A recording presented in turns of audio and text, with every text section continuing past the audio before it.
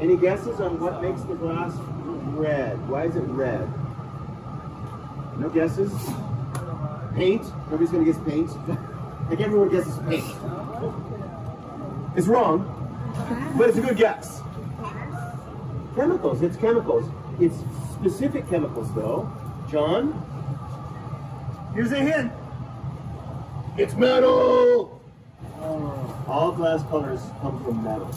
Metal oxides dissolved in the glass. Glass is a universal solvent for metals when it's in its liquid state. So you dissolve a certain amount of metals in the glass and it gets color. You dissolve some lead in there, you get an opaque white. We don't do that anymore.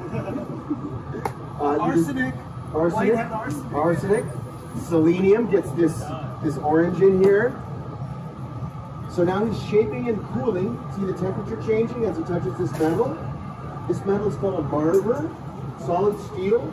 It's taking the heat out and it's also shaping it. All right, here we go. And this is the real glass blowing. You ready? And there you go. That's it. Done. That's the glass blowing. Watch the glass though. Keep your eye on the glass. See it changing. See it?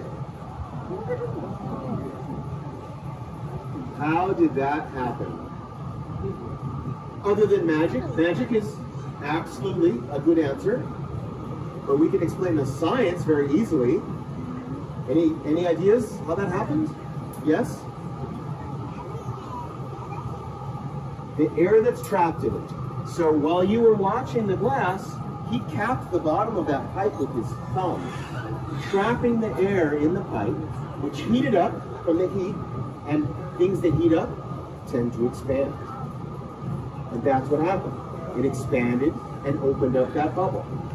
So he did pretty much nothing. He just stood there. Worked hard. I had to squeeze my thumb over the end. He let science do the work. Ready? Listen. See? So he blows in there and he traps the air with his thumb. Listen. Trapping the air. He's actually doing work right now as well, even though he's, walking around like a diva. He's also doing work, which is cooling the glass, because he's going to gather again. That's not enough glass to get as big as we want it to get. So he's cooling it down so he can gather. If it's too hot when he gathers, the bubble will collapse or deform. How do we know if it's the right temperature? How do we know, John? Oh.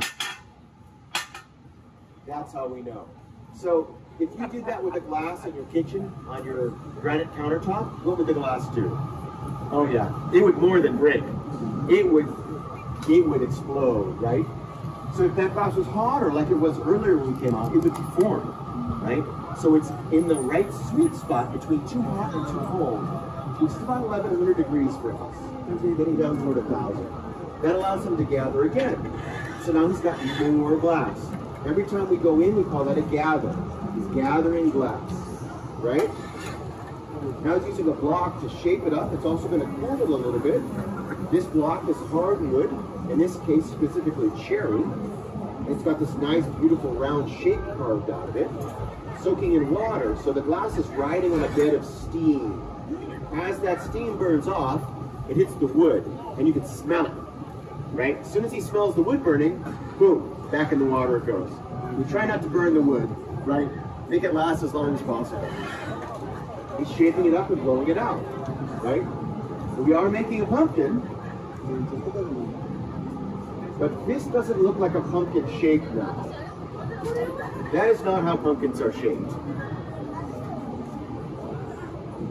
He's shaping it for the next stage in the process. So, what he's going to do is he's going to go into this mold. Solid bronze, beautiful tool. He's going to stuff it in there, nice and hot, and blow, forcing the hot glass into these ridges. The glass that gets forced to the tips of these ridges touches more metal, and that metal draws more heat out, creating a significant temperature differential between the glass that touched the tips and the glass that didn't in the center. And so then when we blow, the center blows, the ridges do not. And you'll see that happen. See the shape? He's getting the shape.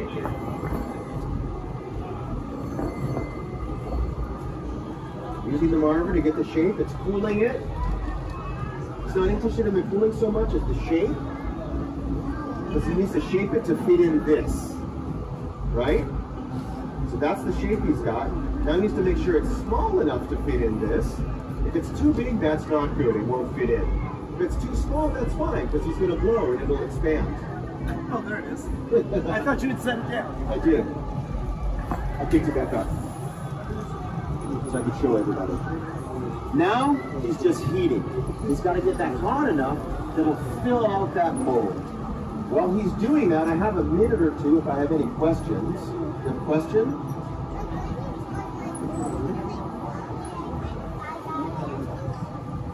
Yeah, it blows like a balloon. You're absolutely right. The glass, when it's that hot, is very elastic. It's got some plasticity to it. So when you blow, it blows like a balloon. Exactly like a balloon. Yes. Any other questions? No? Okay, good. So he's just heating now. Heating it up in the furnace. He's going to get it till it's goopy and moving, really sloppy, all over the place. About to lose control. And he likes it. Sorry, song reference for those of you. Yeah. Yeah, no. So he's just heating it up, then he's going to go into the mold. And you'll see, watch when he comes out of the mold, how it's changed. Dramatic change. Keeps turning it, he's keeping it on center as it's heating and moving more. And in he goes. So watch when he comes out, he's blowing it, squeezing it into those ridges, and boom. Now when we blow,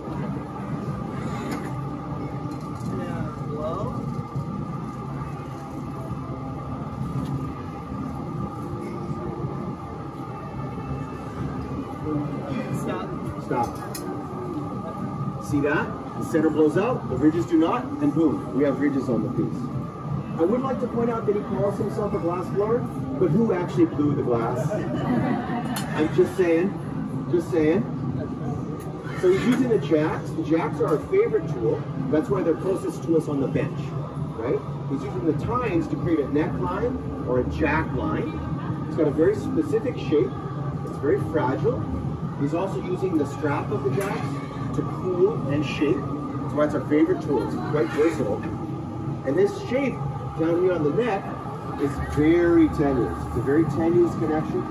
If he knocks this piece, it's going to fall off and hit the ground. So try it, show him? No. So from here on out, he needs to be very, very careful. And no, we should not show them the piece breaking and falling off and into the ground. So that defeats the point of the demo. But it'll be exciting. It'll be exciting, but then we won't have a piece. And everyone wants to see a finished piece, right? Yeah. So no, John. So he's still shaping it. Going to shape the neck a little bit. He's chilling that neck as well, right? The tool is steel, it's drawing heat out of there, stabilizing that fragile connection. Blowing it out, shaping it again with the strap, making it more of that squat comfort forward, right? A little bit at a time. So now he's going to use gravity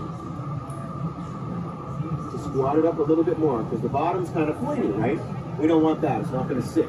We want it to sit flat. So see the change in the shape? Just letting gravity do the work for us. Also, it's lazy. Science, right? So I think we're done, yeah? We're done. That's a pumpkin, right? All done. No? I heard a no. What's the why? What's missing? There we go. We need a stem. Gotta make a stem. All right, we need to do some magic now. I've explained to you guys the physics and the chemistry, the science. Now it's time for magic. So Rich is going to start making the stem. While Rich is making the stem, I have to keep this warm. It can't get too hot. If it gets too hot, it'll get fluid and it'll start to deform.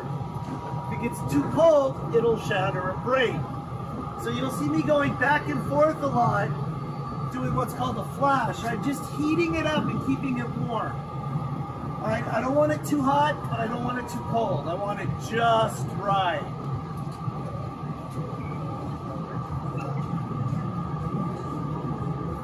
All right. We get some color on the stem.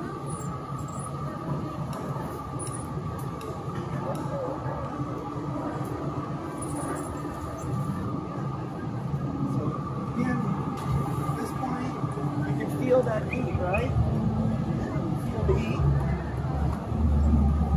Right now it's probably about 1100 degrees. I'm trying to keep it, again, hot enough to where it won't break, but not so hot that it's fluid and viscous.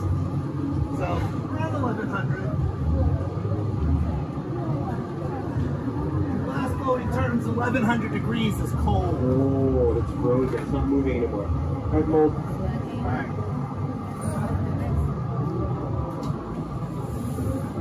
Now comes the fun magic part.